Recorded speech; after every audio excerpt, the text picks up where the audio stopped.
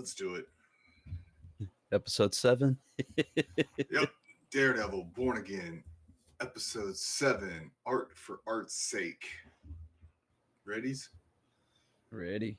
Three, 3, 2. 2, 1, go.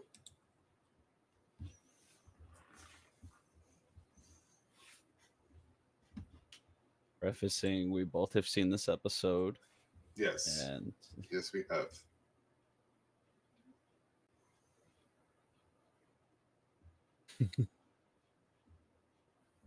That is eating him up.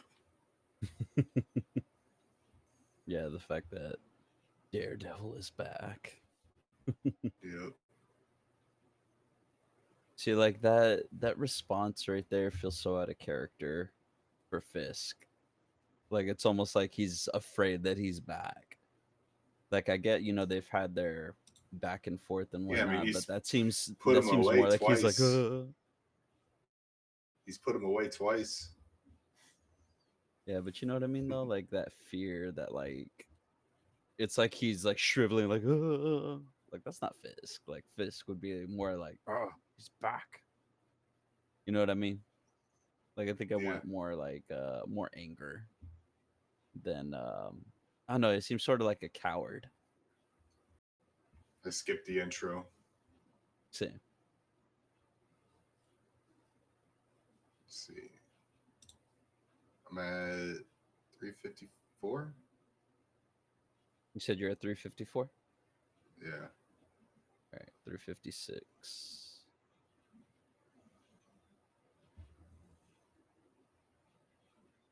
Ready? Yeah. All right. 1, 2, 3, go. Saw the New York Bulletin there. Yeah, I noticed that too.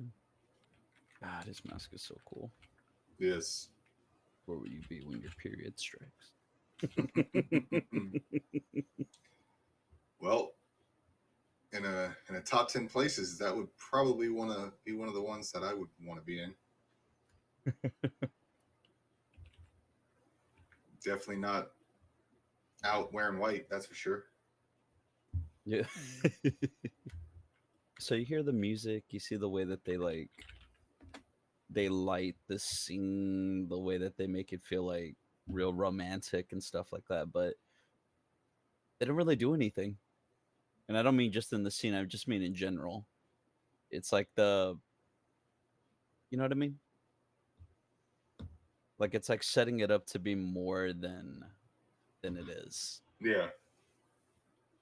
Well, like this whole opening to the episode, that part, and then this like whole relationship kind of have like what a small little argument here, so it's like leading to that thing of what could happen later on. Like it's kind of foreshadowing, right? Like the end of the episode, the previous episode, Muse, he gets kind of caught. He's going to go to ground, or he's going to escalate. So you feel like he's going to escalate. So he's going to go after his therapist, which is Heather here. So this feels like it's kind of setting up to a gripping conclusion to the episode. Yeah. Where something actually bad is going to happen. And she hesitates on Karen. Yeah. You hear how she says, "Oh, your old friends and your old firm," like sort of like, why do you care so much about all your old life when you have your new life right here? Yeah. But you saw she was trying to analyze him too. Mm-hmm. A second ago.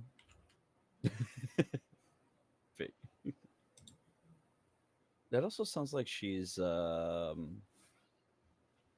do you like reflecting what she's feeling. Yep. Like I get that he's going through that too, but just like the way that, she says certain things or does certain things.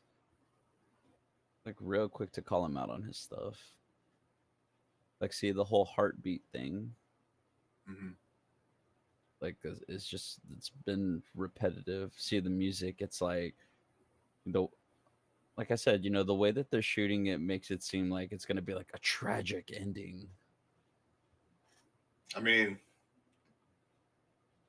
Yeah, I thought that's how they were gonna lean towards it too. Like Cherry was this appearance 3 of Yep, 4. yep. Kind of curious what the plan was for his character throughout this season. Like see, he goes straight to like the enabling thing. He only knew it. We've only seen it from just the first episode of like him finding out that he's Daredevil. He hadn't Yeah, been Daredevil for a year, and he's talking about like you want to blow your life up again. You're on your own. And see right there where he says, there are times like this when you were on the force, moments like this. You call me. We never see that. yeah, We never see that. We never see his relationship built with him. We've only seen him like 3 or 4 times throughout the series, and it's like I don't have anything to hook back to it or like, oh, Cherry, yeah. Nothing against the actor or whatever, but I think that role probably would have been best suited for Brett. Because like even Brett probably would be too young to like retire, but I mean, given everything that they're gonna make this MCU canon, like right, he goes through everything from seasons 1 through 3, then he goes through the blip, right, and then maybe he did get blipped, and then he comes back and he's just like, you know what, I'm just, it's time to like do something. I don't know, and he retires. I don't know something. I mean, I think though, like they could have brought Brett in, and we would have felt that, right? Like, he would have known Matt as Matt, and then if that character finds out Matt's Daredevil, that's a whole other thing, and then he could have been that sort of voice of reason. But we don't really know Cherry, and don't know what kind of relationship they have. We know that he discovered Matt was Daredevil, and then all of a sudden he's working for him as like a private investigator, but we don't actually see him do much in this series. yeah, yeah. It's and like you said, it's not even anything in regards towards the actor. It's towards the character not having anything to do. Like Yeah, that's the whole exactly. point of writing characters is you not only create the character, you flesh them out, make them relatable or make them, you either for or against them or complicated, but you also got to give them things to do to showcase, these attributes, and Yeah. they just don't give them anything. I mean, they don't give him anything. They don't give McDuffie anything. So is that a reference towards like a supervillain or something like that? Like, cause it felt like a wink. The whole uh brought you here from your previous life, and because he thinks asymmetrically. Yeah, so I know Buck is a character in the comics. Is he like Symmetry Man or something like that? Hey, like, it like couldn't be just any worse than like if someone like Calendar Man yeah, or Condiment. Was it Condiment Man? Yeah, there is some good. There's some very bad names out there. yeah. Something by the name Bullet. Seems like it says Buck Cashman. Bullet was an agent to the U.S. government who performed covert activities. He was obsessed. He was in charge of his young son Alliance, who was obsessed with an imminent World War III. Let's see. See if he had like any other kind of powers or anything. Doesn't look like it. He's 390 pounds. Who? Buck Cashman, apparently. But it would have been nice, like if he was his previous life, if he was like I don't know, a mercenary or whatever. Like, go into his backstory, do something. We got more screen time with the Russian brothers in season 1 of Netflix, and we actually felt bad when they kind of died. yeah. That's what I'm talking about. This is missing, like all the Well, criminal that's aspect. There's well, that's what I no, mean. Is like the whole conversation that was had right now. Everything is just in exposition. Nothing is fleshed out through actions or through storytelling. It's just through give the character the exposition to explain the whole story Yeah. to Like I you get, versus, letting the characters go through the actions and motions of showing us. yeah. And Like it's like, you know what I I mean? get, Like, I but get. but it happens too much in this show. It happens way too much. Yeah. I get. We're not gonna get like a full on montage flashback because that'll probably be like too expensive. So you gotta, Yeah. you gotta do some exposition, but you can also show like someone's abilities, right? Yeah, but there's nothing Like, wrong with showing exposition, but don't do all of it like right then and there where it's like, you know what I mean? Like it's yeah, okay to give like a little piece of information, maybe a flashback or something, or like have the story come back later, keep the audience entertained and interested. Where it's like, oh, they keep carrying around this totem or whatever it is, I wonder what that means or if that's coming back. And yeah. like it never does. Like if you had Daredevil go up against Buck like hand to hand combat, and Buck surprisingly is like holding his own or getting the upper hand, and then you can kind of like interject some exposition in between, right? Be like, oh, I was trained, here, and I was in this part of the war. You can Yeah. do like a whole 15-minute something. Like I'm just thinking of like Daredevil versus Nobu or something Yeah. in our one session. Yeah. An episode 7 out of 9. Yeah. When he asked her to start seeing her in episode 2, Yeah. it's a person of interest. Hmm. But also, why would you use an expensive piece of canvas? I mean, I get it. You're an artist. You want the best, right? I suppose. But like, if you're gonna Well, I also start thought I think it was committing mass murder, hubris. oh, 100%. Because it's hubris. He's like, I'm not gonna get caught. I've done this before, I mean, and I've racked up a kill count of 60, and no one's. yeah. Because all honesty, he didn't know that White Tiger was on his trail, and that he didn't know Daredevil was gonna show up either. Yeah, All it took was an 11, 12-year-old girl to find his hideout and throw yep, everything out of whack for him. true. But I imagine like most of these individuals, right? They're smart. They're meticulous. I don't know. I would for sure just use the most basic thing that can be found everywhere. So the thing I don't like about this scene is that the only reason this dialogue exists is to give this detective something to do Yep. in this episode, because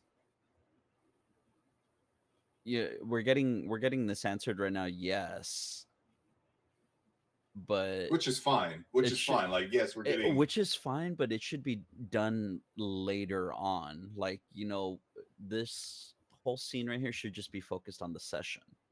It shouldn't be cutting back and forth. It really does I don't feel mind the like cutting back. time. I don't mind the cutting It back. The way I see it is it's time allotted. It's like, okay, we don't have time, so you just do something to where we get it, talking back and forth. But that's something where you're doing like the huge reveal. Yeah. But with The Muse, it's like problem. this is the first time we're getting him out of Yeah. costume and we're learning it. So But it feels very like, we're just getting the ball rolling real fast. It feels more like a villain of the week than it does, yeah, here's your build up. yeah, and I think that's the problem, right? This is the first session. Like, I don't mind the cutting back, but I mean, as an audience, we knew who this guy was going to be from the moment we laid eyes on him in episode 2. Right now, if they had other like suspects of who could have been Muse, right, of who this Bastion Cooper was, and not him, then make the mystery like more mysterious, right? Don't just make it obvious. So then when we have this session, right, and the cutting back and forth, the audience would be like, oh crap, this is him. Like this is the guy. Yeah.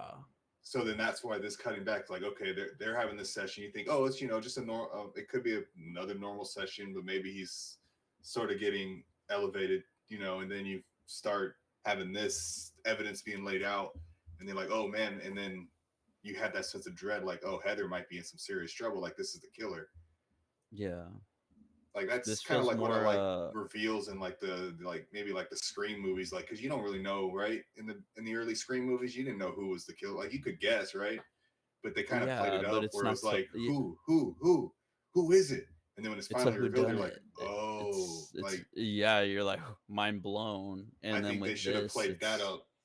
They should have played that up with this a lot more and throughout the season. Because I mean, yeah, like I said, once we saw this guy in the bookstore, we know who it was.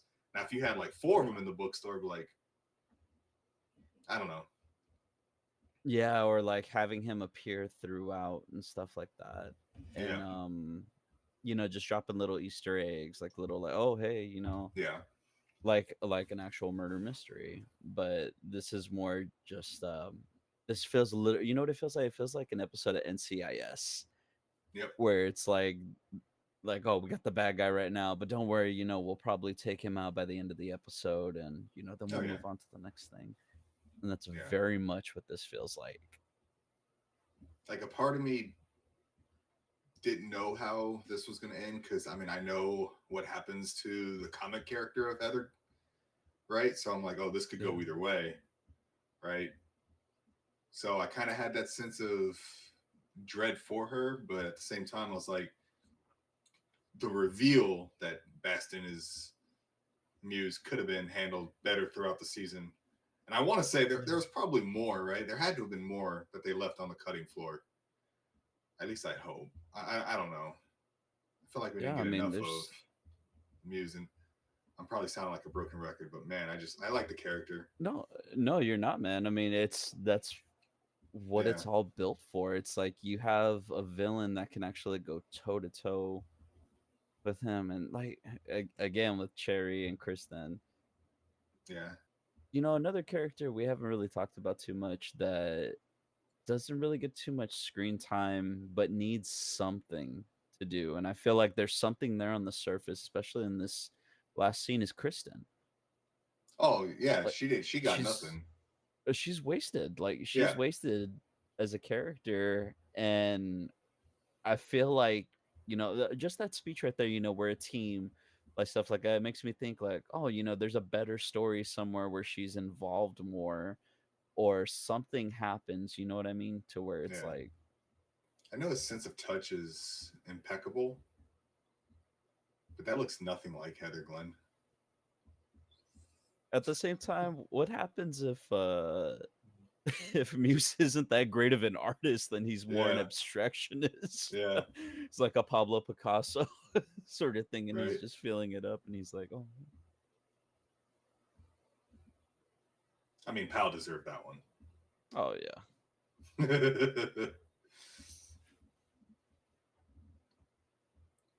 Right? He's like a cubism or something. So yeah. like the eye is like way over here, and the other one's over here, and the nose is somewhere down here. He's like, man, is that who my girlfriend is?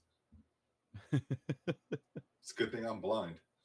hmm I love his costume, man. I Yeah. love his freaking costume. The subtitles on and it says normal voice. It's like, wait, he changed his voice. Like I have seen in like other like crime shows where they've run like a drawing or whatever or a painting through facial recognition. I don't know how accurate that is. I mean, so I can get maybe how the cops found him so, whatever so quick or I don't know. I Well, just think it was remember kind of a weak. when Powell called him, Well, yeah, he had yeah, said that yeah, it was yeah, yeah. Like, but I mean, I don't know if that's like accurate in the real world, right? I mean, I guess it's yeah. possible This is also if the MCU too, so yeah if the drawing's like super detailed. I think it's kind of a yeah, we used the system donated by Stark yeah Industries. fitting Stark Pym or something. The Pym, what is it now? The Pym Hope Van. I don't know what it's called. The was it Found something for Hope Life Foundation. I don't know Van what it's called. Dyne Something, yeah. Pym Technology. So Muse just stopped struggling too. It's like, hold on, Muse, wait like 3 seconds Right. while I hear. Hold on. Did you hear that? Yeah, I would not have used Cole North at all this season. I would have just made Powell though. Looking at it now, the fighting looks like they're fighting choreographed. Yeah, it is missing that visceral, like kind of, I don't know, You know what I mean? Like if like street fight type, just pure raw and just natural, I suppose. yeah, like it just seems like okay, now you punch. Okay.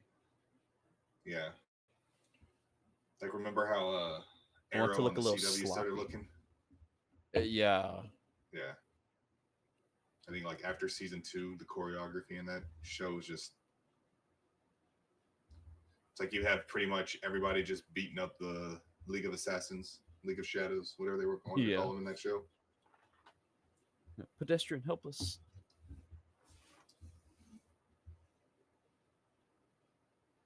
I was kind of hoping he was like wearing a vest or something underneath all that, but Or he would have gotten away. yeah, Like Michael Myers style, like body's yep, gone. But you see how he does it? He just walks in, he's like, Muse is dead, keeps walking. It's like it's he literally did what the writers did with the show. He's like, okay, Muse is dead, let's go. yep. Next. Or like if you're gonna make, I don't know, like I don't think we need both Powell and I Nicole North. Yes, but I like that there's hesitation there, like in his face. And Yes, that and goes that's back why, to I was what you like, had said before about how, like in the comics, he's an ally to Daredevil eventually, like every yeah, now and then, or like once. And I'm like, that right there, like that little pause was enough to like establish yeah, that, and that's why I okay, was he's got like, some okay, conflict. yeah, and that's what I thought. I mean, that's going into it. I was like, okay, that's the kind of the Cole North I wanted to see. Like, yes, he was very much against he was very much against vigilantes, and he was anti Daredevil. But as that run continued, it was more of a, hey, kind of like that, enemy of my enemy is my friend. Yeah. Like I hate you, but there's something even more evil out there. Yeah, their whole relationship is real interesting too. BB and Daniel. It's strange, that's for sure. Yeah. The Spectrum News. Tribeca. No random Robert De Niro cameo. I'm just yeah, I'm not like, again, I'm not up on my New York geography, but like isn't Tribeca like a upscale part of the city? Yeah. I legit don't know. The music is so out of place. It's so weird. It's But that's what I mean though about the tone of this show is so all over the place. But you And can see, tell and like this it's is like their thing of like, oh, this is what's new is we're gonna include music and quote unquote popular songs this is popular. in there. I, probably, or they're hoping it would be after this. But you know And what I see, mean? Like more like I just, and this part, like I get this guy's been like a thorn, right? He's been trying to, he's just been making some, ruffles, right? I mean, we don't know if he's trying to make a power play because again, we don't know anything about these, criminal organizations. So I mean, yeah, while I liked this scene because then it kind of proved, um, Vanessa and Fisk were still loyal to each other. I mean, I suppose they always were at some point, right? But yeah. there might have But been that like a there's no brief, animosity. yeah, like when she texted, there might have been a brief thing, but then I'm just like, well, no way, this is gonna. So like, did Fisk know about this? And then he was like, oh, like, did Fisk know that Vanessa was doing it? And, or like, did she tell him, hey, we're setting them up and this is how we're doing it? Like, you know what I mean? Like, it would have been just nice, like, if we would have known more about the criminal organizations here. And then this scene probably would have hit a little bit harder or whatever. So, like, because then we could have seen this as like, did Vanessa just put a hit out on Fisk? And Fisk, obviously being Fisk, had, he was, one, three steps ahead of her. Like, yeah, she might be in control now, but he's the kingpin, right? He's Wilson Fisk. Yeah. But then you just, so I mean, that would have been a cool thing to end, like, in this episode on, like, right? So we don't know what their relationship is at the moment. Yeah. Again, And the but mystery but part of it, right? That's what I would have liked. I didn't get that. I'm like, after watching this episode the first time, I'm like, all right, they were working together. Like, she set whatever that dude's name is, Luca.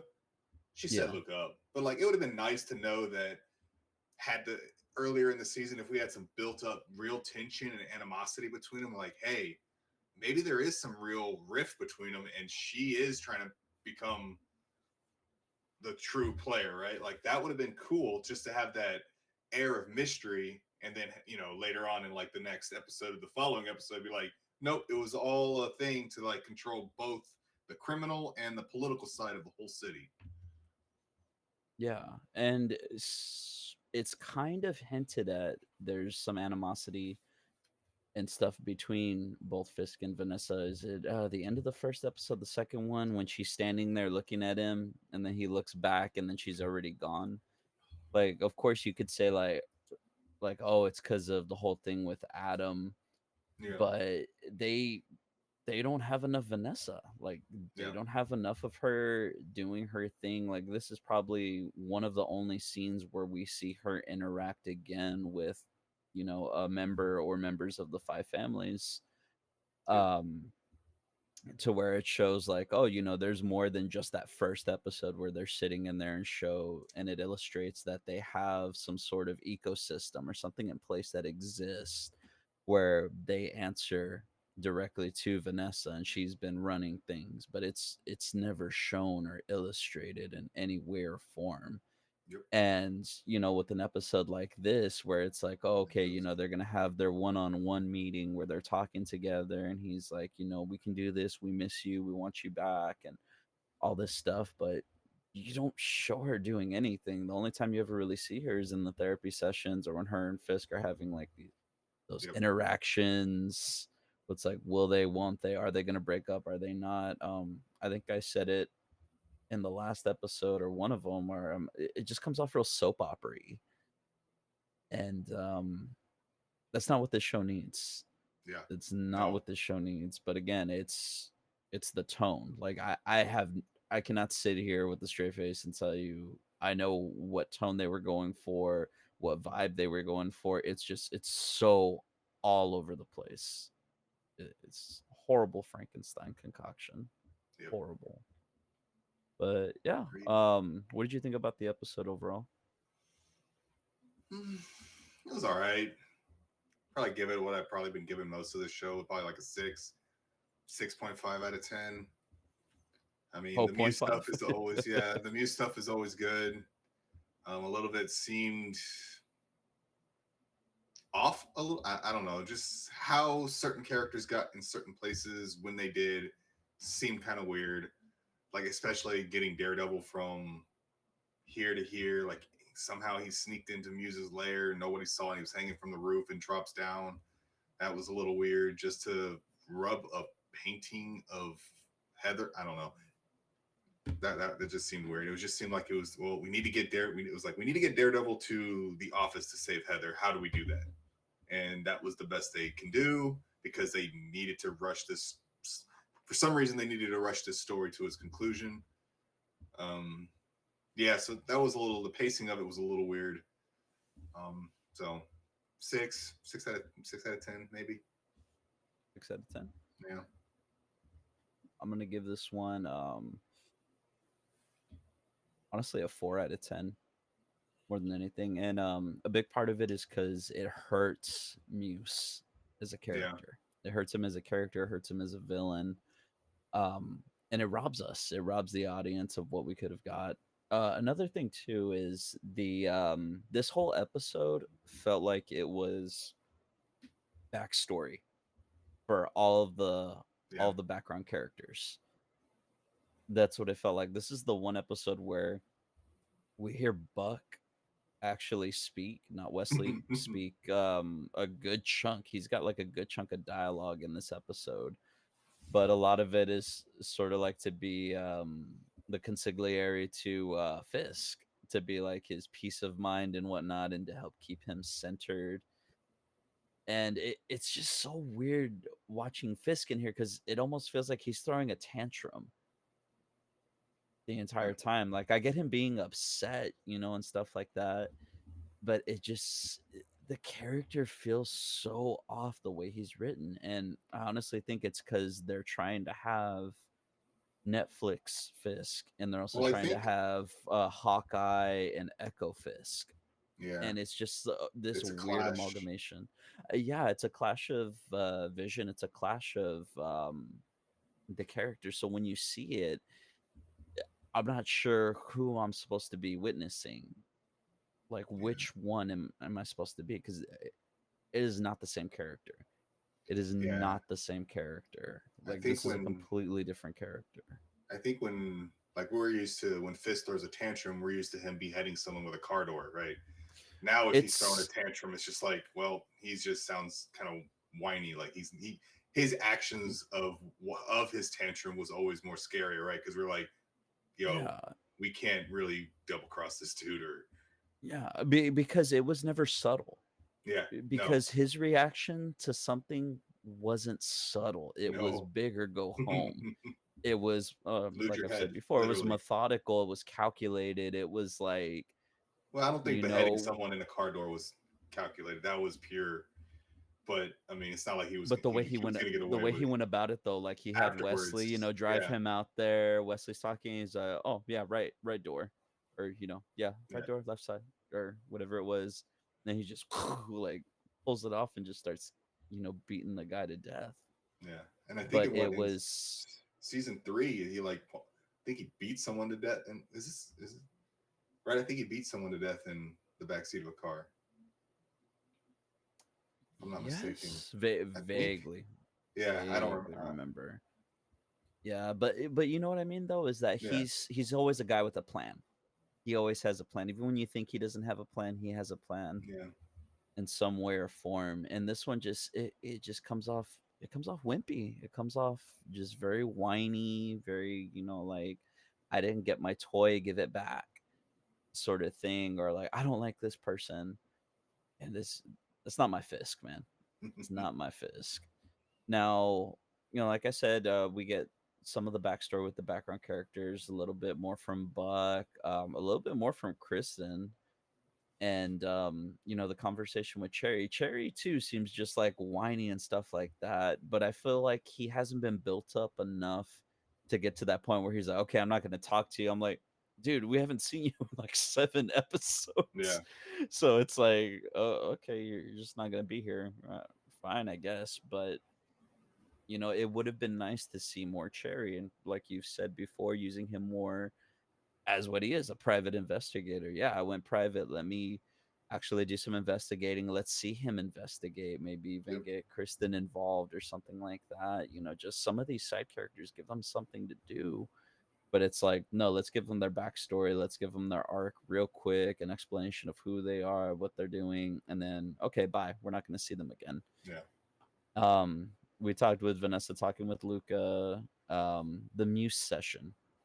The Muse session, we talked about that too. Like, just I don't like the juxtaposition between showing Muse and Heather having that one-on-one conversation and then bringing the detective in to talk with Fisk. Like, that's something that could have been used more as a reveal again towards the end of an episode. But this is the first time we're actually seeing Bastion out of yeah, costume, seeing who he is, and it's just like a boom boom, because the only thing we have to go um based off of him and his character is his first appearance when he's getting the yep, book signed, and he's like, I need help. Like he seems scared. He seems like, like I'm trying to reach out for help. And then in this one, it's like completely different character. It's like he's very, I don't want to say arrogant or cocky, but very sure of himself as far as the mask that he's putting on to Heather at that Yeah. moment.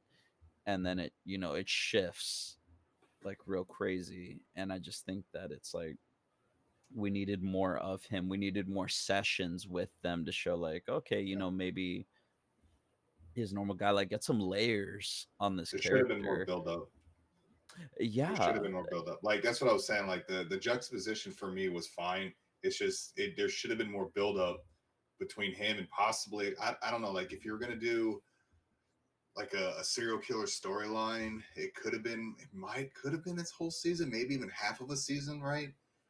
Um, and then you could have built up like other characters on maybe they could have been it. I don't know. You could have done a who done it, and then when you have the reveal, then the juxtaposition, like, hey, this is the character. I think it would have hit a lot harder than just we see him. We know as an audience because I mean, it was just pretty obvious. But like if you had introduced other like maybe some other candidates that could have been it, then cool. But like even if I don't know, like it did feel weird. I don't mind the juxtaposition in the reveal. I just wish there was more before the reveal between his first appearance and before everything. Yeah. Because I They wanted that treated him mystery. procedural. Yeah, They treated him procedural. Here's your villain of the week. Here's his backstory, everything you need to know about him. Okay, yep. boom. We're taking him out by the end of the episode. It's like, no. Like, no, especially the way that they've been illustrating him in the previous episodes. Like, they never really show him, but he's a presence Mm-hmm. throughout. But the presence that's there is almost non-existent by the time you get to this episode, because it's like, okay, here's everything that you need. Okay, we're moving on now. It's like, no, like this is not what you were illustrating at the beginning. Like you were setting this guy up as a big bad. Like you're setting him up as, wow, this guy's gonna get away. This is a long-term thing. You know what they? And then even them, just like after the killing, he's like, okay, Muse is dead, and he's just walking through the room. Like it's just like, okay, he's gone. Like moving on. You know how they? And I think they could have done it without showing more of Bastion himself. It's just randomly throughout the first like what episode was it, seven? First seven episodes, just have random sessions with random people with Heather. But like if you have like random sessions with random people, right? Just quick, sessions sprinkled out. We can get a little bit more into Heather, right? We can give more character yeah, development for her. And then we're looking at a slew of possible potential candidates just by in these sessions. Maybe a few more art majors, maybe a few more sculptors, and then you can kind of think like, maybe it's gonna be one of her. It's gonna be one of her like the patience. patients. There you go. But who, right? And then Yeah, that's when we cut to this, and I think that might have helped out, but I don't know. It could have just been a rant. Like he could have been one of them, and then you just have like maybe six or seven others random sessions in between the Fisk and Vanessa sessions. We could have got a little bit from Heather, more development for her, and then this mystery of who is Bastion could have been a little bit handled differently. Like we wouldn't have known maybe as an audience. Like we could have probably get like one out of six or seven. We probably could have guessed right based off whatever. But I yeah, think it would have added a little bit of air of mystery. So then when he comes into her office, you're like, okay, this might just be. I mean, obviously the timing of it, right, is a little. We would know then, but like just a random session with a patient, and all of a sudden you just start seeing the cutbacks of the detective, and you're like, oh no, this is Muse right here, and yeah. Heather might be in trouble. I would have preferred Heather died, but that I mean, because I would have Yeah, liked it to have would got have Candy it would back. have given stakes to the show, Yeah, because right now we don't have any stakes. And then on top of that, like you were saying about Heather, yeah, we have nothing aside from the sessions with Fisk and Vanessa, which even in those, like, she's not really doing anything either. They cut to her maybe like twice during those yeah. sessions, but it adds nothing to value of the conversations, because they're having the conversations themselves, which I guess you could say she's doing good as a therapist because they should be doing most of the talking. Yeah. Um, but as a character herself, because this episode does not paint her in a good light. It paints her more as a jilted, almost jealous lover. Like especially her interactions with Matt. Yes. It comes off very like just the little comments she makes about, oh, your old life and Yeah. your foggy and the pause for dramatic effect, Karen. Karen. Yeah. Like it paints her more like she just has some issues on her end as well Yeah. that we're probably never going to see. And again, it just goes with what I said earlier about the way that they treat the background characters in this episode is like they just give them like little quick tidbits of like, okay, here you go. Like this felt more like a background characters episode. And again, the same thing with the detective. Now, imagine we did not get episode 5. This is our introduction to the detective. That's true. So yeah. And Oh and no, that's wait. yeah. Was she in episode 1? No. The bar scene? Like No. Oh, maybe. See, but again, the bar scene is literally like 7 yeah. minutes and it Yeah. goes so fast. The only thing that you have in there is just the setup with Yeah. I mean it's more um yeah, with Foggy, Kristen. It's more of nostalgia bait more than anything. It's like, yeah, oh hey, remember the I good wanna say the times in detective season was 3. talking with Cherry. I wanna Was say she's she? No, talking no, it was Kristen. Oh no, Kristen was she was talking talking with with Foggy. Foggy. Was she? Yeah, Oh, maybe then. maybe. But you know what I mean though? Like Yeah, exactly. They're forgettable.